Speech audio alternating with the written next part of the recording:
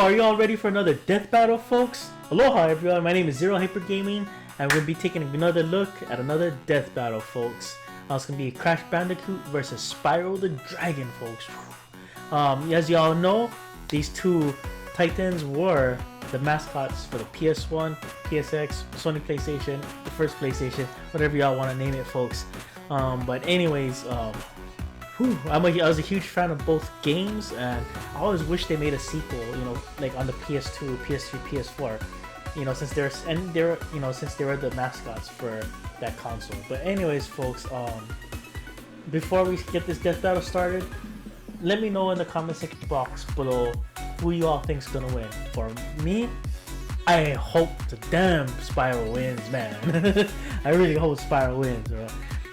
That's my favorite character, man. Like, out of both the characters I like Spyro a lot more. Cause I have a soft side for animals. 2, I like dragons, and Spyro looks like a baby dragon, and and his games are always really fun for me. Both games are fun, but I enjoyed Spyro a little bit more. But anyways, let's go check this death battle out real quick, folks.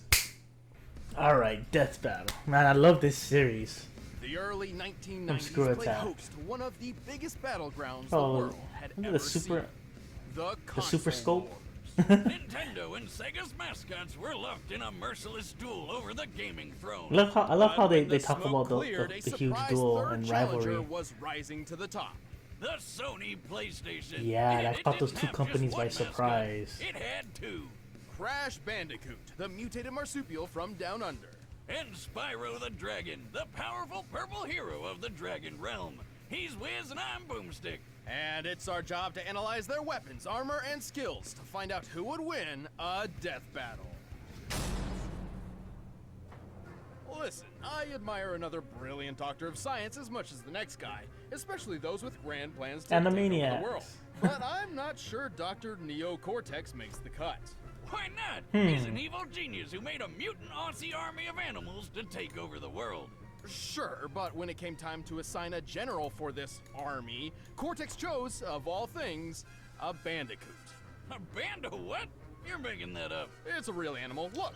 Oh, hey, it's kind of cute. How's that little thing gonna take over the world? With the Evolvo Ray, Cortex did successfully mutate it into a powerful beast. However, when he tried to brainwash the creature, he utterly failed to create his fearsome general. Instead, he got Crash Bandicoot. So Cortex threw him out like trash, and Crash became his worst nemesis ever. Which is super embarrassing, because this Crash is a few snags short of a Barbie. But his physical abilities make up for it. He's got parkour skills like nobody's business. Which is appropriate, as bandicoots are excellent jumpers, similar to their marsupial cousin, the kangaroo. He's got superhuman strength and can take a big hit and just keep on going, like an Energizer Bunny. Parkour. He does do a lot of parkour in the game. Incredible distances and use Crash Dash to boost his speed. He's also tapped into Mojo, a magic substance that's basically life energy, to enhance his battle techniques. He's got his Norris Roundhouse and Purple Dragon, but his favorite move is the Cyclone Spin. He can even give this move a boost for the Death Tornado technique. Though this can leave him dizzy and he's got a lot of spells. He's got a lot of moves, man. I overlooked. His fellow mutant bandicoot girlfriend, I don't know, man. Oh, why does she look like that? She's like really hot, but also not at the same time. I'm really confused. While Crash's natural abilities were enough to save her, his future battles with Cortex would require more sophisticated tools. Yeah, like the Rad Copter Pack. He's even got himself the unicorn of motorsports, the Space Motorcycle. What I wouldn't give for one of those. To increase his firepower, he carries a special bazooka that uses a naturally occurring and easily attainable form of ammunition. Wampa fruits. The same kind of fruit shooter that's on his power loader suit from Alien. I mean, this completely generic-looking man. From Aliens. I can't imagine it's a particularly effective projectile. I don't know. Yeah, that robot was in Aliens, that suit. I shot you with my potato gun? You were stuck in a coma for like a month. Wait, what? You told me I lost that month because my time travel wristwatch finally worked. Well, where's Crash getting all this cool tech? He can't be building it all himself. He's pretty dumb. They're all thanks to his kid sister, Coco, who's 10 times the inventor Cortex is. But Crash isn't really dumb, he just lacks communication skills. He actually shows many symptoms of autism. Some people with autism, known as savants, are extraordinarily gifted in particular skill sets, and I think that describes Crash perfectly. While he may not know how to hold a conversation, he is a superb athlete and puzzle solver. Well, I'm sure it helps that he's surrounded by friends who encourage his better traits. Hey, that was a good one. Like Aku Aku, his magical mask foster dad, who's Oh, I remember that basically mask. God. Lucky bastard. Aku Aku's magical mojo prowess is quite impressive. He's very protective of Crash and will often step in when Crash is in trouble. But not always. Wiz, why can he teleport across dimensions on his own, but can't teleport Crash very far at all? This is as far as I can take us. We'll have to I remember that. robot's interior and save your sister. Well, perhaps his fatherly intuition is kicking in, encouraging Crash to learn from his own mistakes and become his own man, or bandicoot. Yeah, maybe he's just being a dick. Well, thanks to Aku Aku and his own amazing abilities, Aku Crash has Aku. performed some incredible feats while stopping Cortex's plans time and time again. He's strong enough to lift his adopted brother Crunch over his head. Since Crunch is at least twice as See, I didn't big as even Crash, realize he had would that- mean he had Crash's super strength strength. is similar to the world's best powerlifters. His cyclone attack can generate guess enough that's pretty force to strong lift this then. large boulder and throw it so hard it shatters on impact. Comparing its size to Crash, that boulder must weigh nearly 8 tons. He's also fast enough to outrun polar bears, which can move up to 25 miles per hour. But Wow, that's Crash pretty quick. really shines when it comes to durability. Just look at how well he holds up after taking 112 falling wooden crates to the face. Huh. Where do they all come from? I bet it's Aku Aku's fault. And he's right back up like it didn't I even bet it's happen. Aku Aku's What a true champ. fault. Crash has endured an explosion of 23 crates of TNT all at once, which, given their size, could potentially level a city block. And with the help of Aku Aku, he even survived a crash landing from outer space. What the heck is up Wow, with this Crash guy? Bandicoot This looks vessel pretty was strong likely right falling now. at 17,500 miles per hour, similar to the space shuttle's typical reaction. Damn, it's looking which rough means for the force of Spyro, its man. collision would be equivalent to more than 2 million tons of TNT. Wait, Crash why Bandicoot's didn't durability Aku looked like just teleport them to gonna safety? win him. I can't believe we're okay. Oh, are you kidding me, Aku? You know what you did, or didn't do. But what's the saying? Any Crash you can walk away from, right? Plus, given how easy it is for Crash's enemies to lure him into traps, his absurd durability is crucial. Well, Crash isn't perfect, but with his amazing abilities and a little bit of mojo, he's saved the whole world many times over. And after years of this, he even finally learned how to speak. Now let's go home and eat pancakes. Pancakes!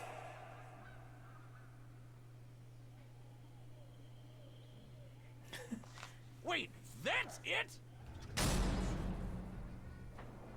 Prophecy tells Come on, my of a man, special Spyro. purple dragon born every 10 generations, destined to be a hero of his age. This was the legend of Spyro. But when the ancient Dark Master Malefor learned of this, he swore to destroy Spyro before he even hatched. By the way, there are at least 3 different timelines for Spyro, but we're mainly sticking with the Legend of Spyro version, because he can do pretty much anything the other ones can, and more. Plus, I think they're all the same as Spyro reincarnated anyway, since that's what the prophecy says, and look, that's totally Skylands being made at the end of Dawn of the Dragon. Ahem. Wild fan theories aside, Spyro was saved from Malefor's wrath by Ignitus, a guardian dragon. He decided to pull a Moses and send Spyro's egg floating down a river to who knows where. Okay, why do so many stories start with people just throwing babies into rivers? The It's Moses. never a good idea. Wrong, Wiz. It worked out fine for Spyro. He was found and adopted by a family of dragonflies. And even without fellow dragons around, Spyro grew up to be a pretty good fighter. He's strong, tough, and makes good use of his horns, tail, and claws. But not his wings. Not yet. Without a dragon's parentage, Spyro remained mostly grounded during his childhood. But he got pretty good at using his head. Like the fun way, not the brainy stuff. You do not want to be on the other end of his charge attack. That's so In fateful strong. day, everything changed. During a game of hide-and-seek with his quote-unquote brother, Sparks, they got into a bit of monkey business and, in desperation, Spyro unexpectedly breathed fire. This was Spyro's first hint that he was adopted. Hold on. You mean he thought he was an actual dragonfly the whole time? He didn't realize I the can whole think of a time few he was other adopted. hints, like, I don't know, anytime he saw his reflection. This revelation prompted Spyro to go on a journey in search of his true home among other dragons. Oh, and Sparks tagged along to help find treasure and protect his dragon brother from harm. Not like he needed it. He's the chosen one, bitch. He's got a bunch of awesome dragon powers. As a purple dragon, Spyro was not limited to just his fire breath. After finding and rescuing 4 great dragon guardians, they each became his teachers in the arts of elemental combat. Ignitus taught Spyro how to control fire yeah. and focus it into huge blasts. Voltaire showed him how to use electric breath to stun enemies Spyro's and so toss awesome, them through dude. the air. Cyril taught him to freeze foes solid and fire ice shards. And Parador showed him how to use earth breath to split rocks and roll up into a ball. Spyro also honed his physical and chi combat with the martial art of Dragon Kata. Oh, and he finally learned how to fly. About time. Dragon Speaking Kata. of Okay, which, so he Spyro learned can how to fight quickly good slow then. down time to improve his reactions. Oh, damn. But all of this led to Spyro learning the ultimate element. The convexity breath. Ether. Convexity. It's ether. No, stupid. Ether. Everyone calls it convexity. Oh, okay. Purple dragons like Spyro can use a mysterious energy that is essentially the spiritual life force of the universe. While it's never officially named in canon, lead concept artist Jared Oh, Pullen has that gone could on be a record huge to clarify turnaround. its name and properties, and he calls it ether. Eat that, boomstick. Don't convex me, Wiz. True fans know I'm right. Ether is an extremely powerful element which binds the fates of the living and the dead. With ether, Spyro pulls from the 4 elements to create energy which, according to Pullen, has power comparable to that of an atom smasher. Isn't that the thing that shoots an atom around at light speed? for Wow, all sorts Spyro of was that sciencey strong? stuff? Okay, so Yes, that they're could be a particle winning factor accelerators for with my a boy moving photon Spyro beam right there. containing That move right 360 there. megajoules of energy. Yeah, I said that. This beam can slice through a human skull in a nanosecond. Just like what happened to Russian scientist Anatoly Bugorsky when he stuck his head in one of them. Why the hell would he do that? God, being Russian must be hard. Bugorsky took a beam less than a molecule thick through the skull, which obliterated all matter in its path in an instant. While he survived, half of his face around the microscopic hole in his head swelled, peeled apart, and was permanently paralyzed, while he experienced a blinding light he described as brighter than 1,000 suns. Hey, Spyro, what was that about? I don't really know. I just felt like I had to hit it. And when I did, the power of 1,000 suns surged through my body. Just imagine if that beam was the size of Spyro's super breath. No, wait, you don't need to. We've seen what it's like when he killed the Ape King. Of course, Spyro's ether powers have other uses as well, such as curing his fellow dragon Cinder of Malfor's corruption. Is he shooting ghosts at her? What kind of magic were they smoking when they came up with that? But ether is dependent on a balance between light and dark. Should a purple dragon fall prey to their own anger and hatred, they risk being consumed by dark ether, or nether, transforming into Oh, a black that's what and happened. rage-filled form. Spyro's a really nice guy, but as Dark Spyro, he lets loose. He's stronger, faster, and way more violent. Unfortunately, when Spyro's consumed by dark ether, he cannot return to his old self on his own. But with friends like Sparks and Cinder at his side, he's always found his way back. Through the power of love. Right, Oh, Spyro? that could be a losing gotta factor for him. believe. Because it's a 1-on-1, so his friends With will be all there these powers at to his bring him back clawtips, from the dark. Spyro is a force to be reckoned with. He's pretty quick, outracing biplanes that can fly over 159 miles per hour. He's pushed a gold statue about twice his size, and he's pretty tough, claiming his scales are impenetrable. So I'm electricity proof too? I knew my scales were impenetrable, but now this? A bold claim, but let's look at the facts. Spyro once took a punch from this massive magma golem, which then lost its arm and replaced it with a cathedral tower. This cathedral is very similar in size to St. Stephen's Basilica, a Roman Catholic church in Budapest, Hungary. By taking the height, length, and depth of the basilica and adjusting for empty space, we can estimate the arm's mass to weigh over 400,000 tons. Assuming a low-end punching speed of 15 miles per hour, Oh, that of that average hurt. humans, the golem must have hit with at least 1.9 million tons of force. And after getting all these powers, saving the dragons, and defeating the Dark Master himself, Spyro tapped into ether one last time to literally pull the exploding planet back together. What? How the hell? How? I'd say a mix of the power of love, magic of friendship, and a smidgen of prophetic destiny. Wiz, I want a pet dragon more than anything. It's a I sad do sight, too. Sparks. I do Another want a noble pet dragon warrior also. falls victim to the plague of love. Just look Wow. away. I didn't think Spyro was that strong. Now that I look at it again. Let's end this debate once and for all. But first, let me tell you When they about break the it down mascot into all of those Good details. Food, Blue Apron. Battle. But right now, it's time for a death For battle. a death battle! Oh, so we're going straight into this.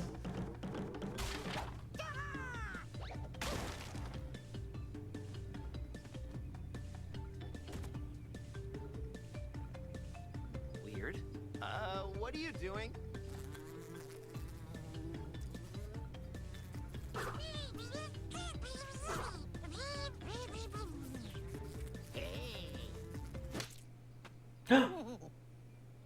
Sparks! No!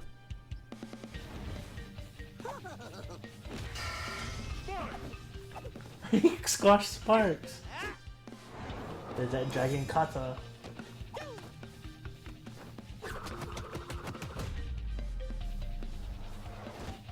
Come on, Spyro. You asked for it!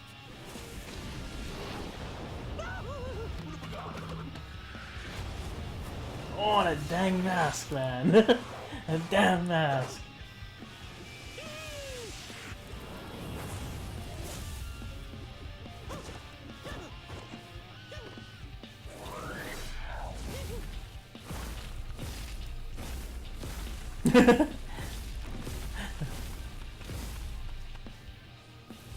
He got him on the run. Come on, Spyro.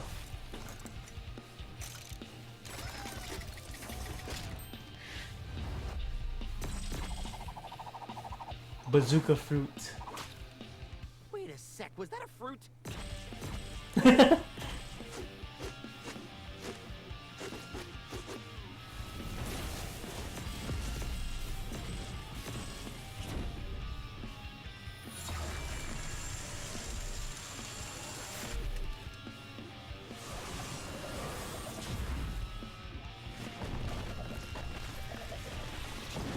Oh, finish him, finish him. Woohoo! Right? Strike. Oh, that's right. He's got the Where do you keep jetpack. finding these things?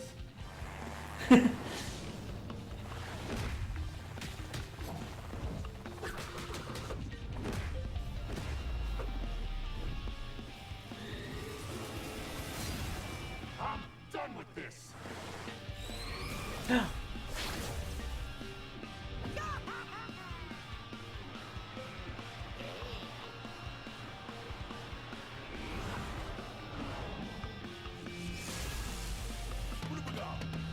Oh, the mask.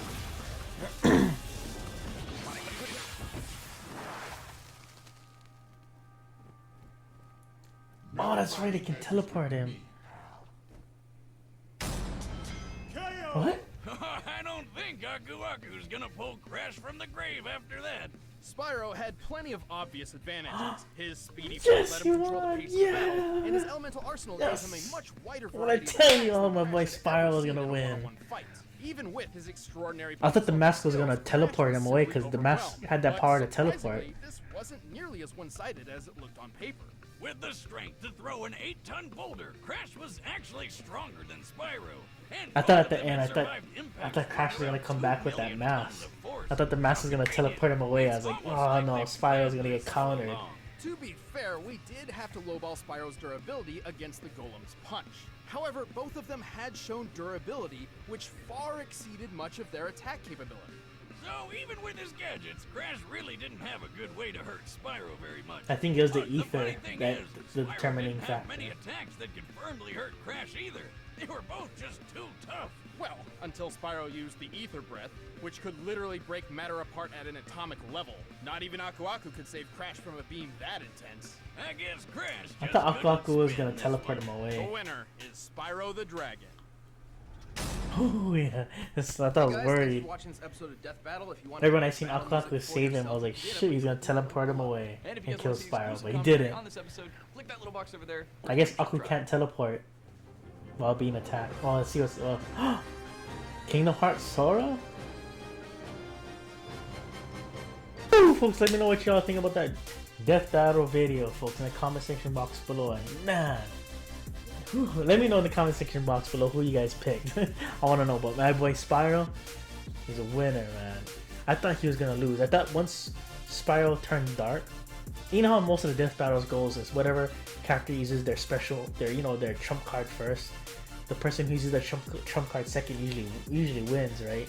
That's usually kind of how it kind of goes. But this one was Trump uses Spyro uses trump card first, turn into that dark dragon, use the ether breath, and I thought Aku was gonna come in, block Crash, block the shot for a bit, and I thought he's gonna like, you know, right before the mask could pull out, I thought Aku was gonna teleport him away in time, but maybe that's why he couldn't teleport. Maybe I think while taking damage, you know, I don't think Aku could teleport Bandicoot away while taking damage like that, and it was heavy damage. That was ether, so. And the blast was not only strong, it was actually big too, so I'm guessing that's why he couldn't teleport him away. I think he had to spend energy just to protect Crash, you know, and he couldn't teleport him away. But anyways, I thought that was gonna happen. He's gonna teleport him away, can counter and kill Spyro somehow. But looking at both the durability factors, I don't think Crash had anything that powerful to defeat Spyro.